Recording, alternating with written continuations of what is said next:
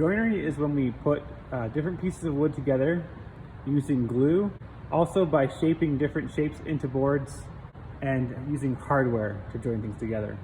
So we're going to cover a couple different joints, and we'll start first with our butt joint, which is our most simple joint and most common joint. This type of butt joint is a box joint, so it's used for making box corners, where we would have this be the edge of a box. This might be the front and the side of the box right there. It is the simplest joint, and it is also one of the weakest joints. We have end grain going into face grain, and end grain, because of the way that it is structured, it cannot glue to a surface very well. The cells of a tree run lengthwise along the grain, and they end in the end grain. So if we took this under a microscope, we would see a lot of these little tiny holes in the joint right there.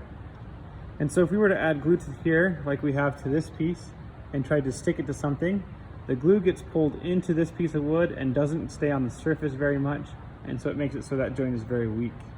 The other type of butt joint that we have is called a frame butt joint. A frame butt joint, like it's described in its name, is a type of joint that connects two pieces of wood on the corner of a frame. So rather than being done like the box joint, where we have them standing up and connecting, both of the faces are laid flat and then glued together like that. This frame is called a drawer ring, and it's used to support a drawer inside of a nightstand or cabinet. The next joint that we're going to talk about is called a miter joint. And there are two different types of miter joints we're going to talk about today. The first one is the frame miter, which is like this one right here, where what we've done is we've taken a piece of wood and we cut it on a 45-degree angle from its end corner, and then we've taken another piece of wood and cut it on a 45-degree angle, and then we've glued those together to create a corner of a frame. Miter joints struggle with the same issues that our butt joints do, where we have end grain involved into a joint. And so these need to be strengthened with biscuits. That would be a football-shaped piece of wood that's inside here connecting the two, or with other things that are called splines and keys. A spline would be a piece of wood that would be cut and put all the way from side to side in between the two joints. Glue would be added to both of the joint sides of the spline and then sandwiched in there. Or a key, which is where we take a saw and we cut a line right here, and then we put a piece of wood in there and glue it in to add more face grain to the joint work. The other type of miter joint that you will see is a box miter. So again, it's used to make the corners of a box. The main project for our beginning woods class, one of the options is to do a jewelry box, and the jewelry box also has a tray to it, and you can see right here that we've got our miter joint connecting the box corners together, and then we also have that with the box itself. And so this box is created by cutting miters on all four sides and joining them together. So miter joints they look great, but they're not as strong as they need to be, so you have to often reinforce them with other things. Rabbet joints, it's spelled R-A-B-E-T, and it's pronounced rabet. It's a French word. But what a rabbet joint is it's like a butt joint where we're gluing end grain to face grain of a board.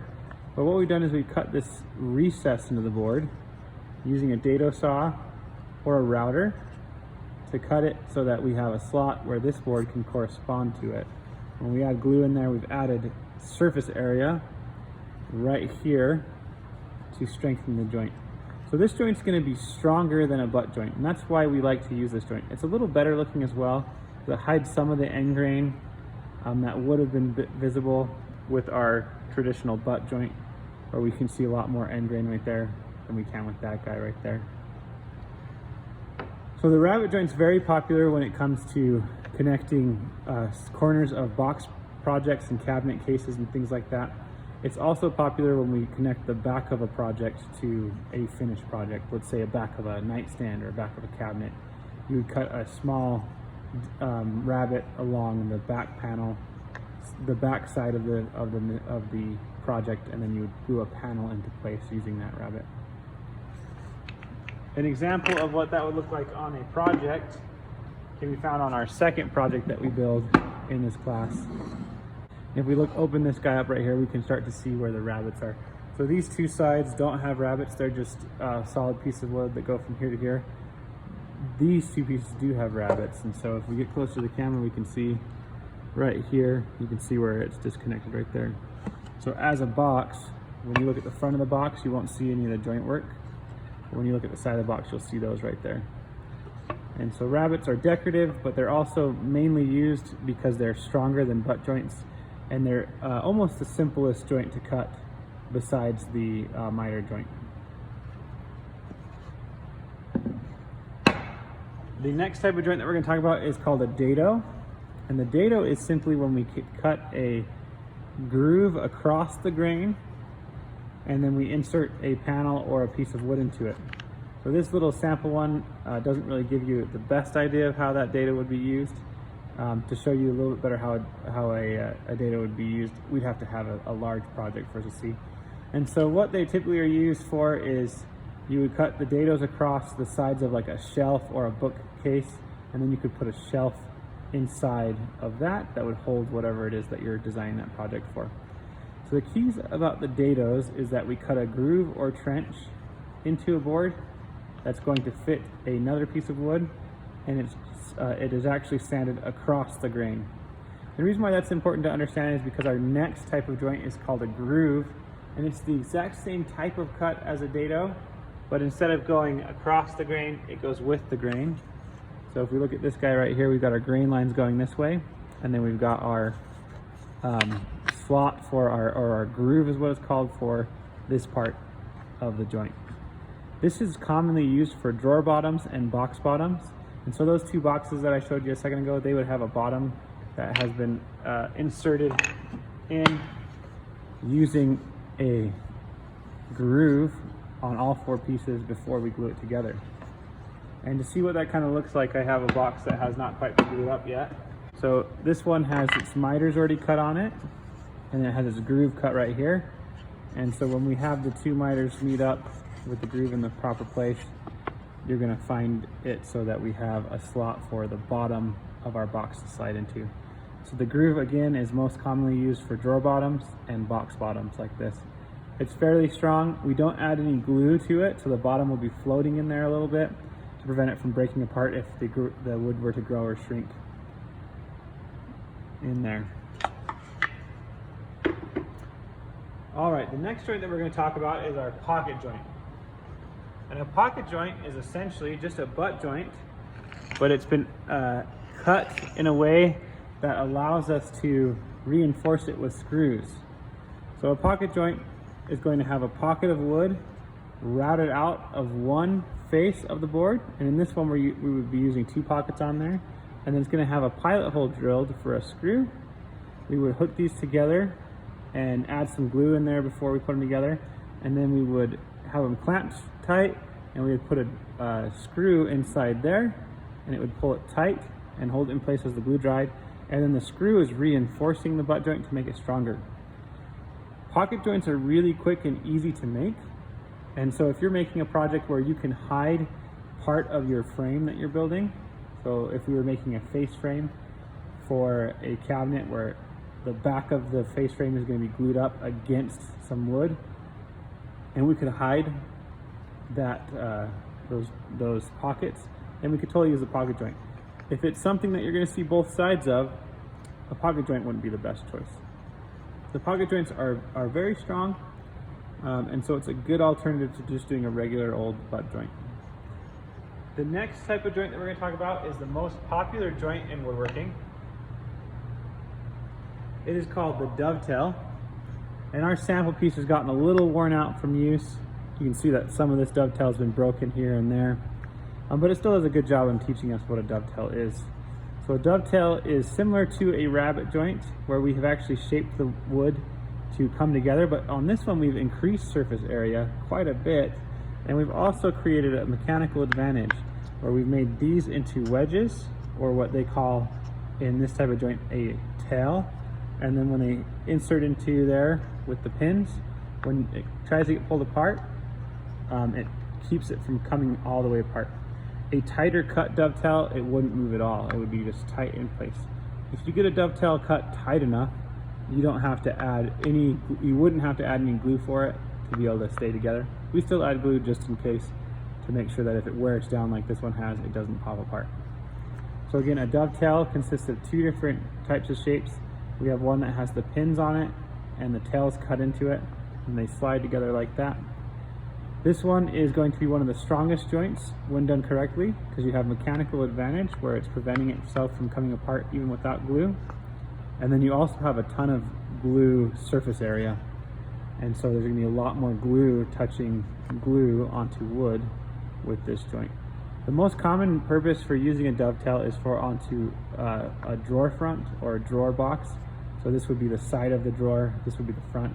And that drawer is going to be opened and closed a bunch. And so there's going to be pressure on this joint.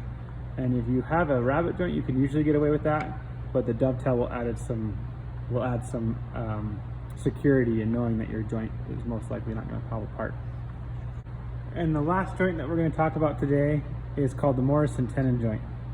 And so what we have right here is we have a mortise where the wood has been drilled out with a square chisel using a mortising machine, and we've created a slot that is going to correspond with a tenon, and the tenon is going to insert in there, and usually they're going to be really tight fit, hard to pull apart, and hard to get together.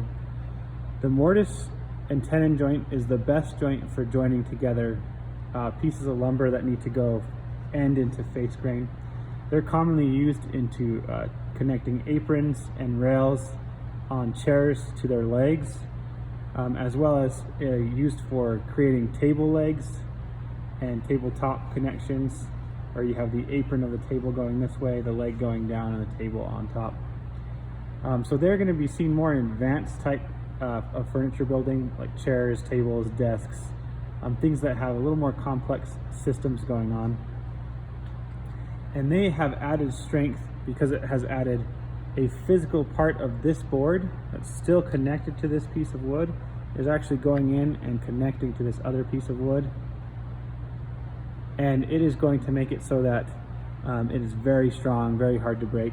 When we add glue inside here and along all of these surfaces, we get that added advantage of extra surface area, as well as mechanical advantage of the joint itself.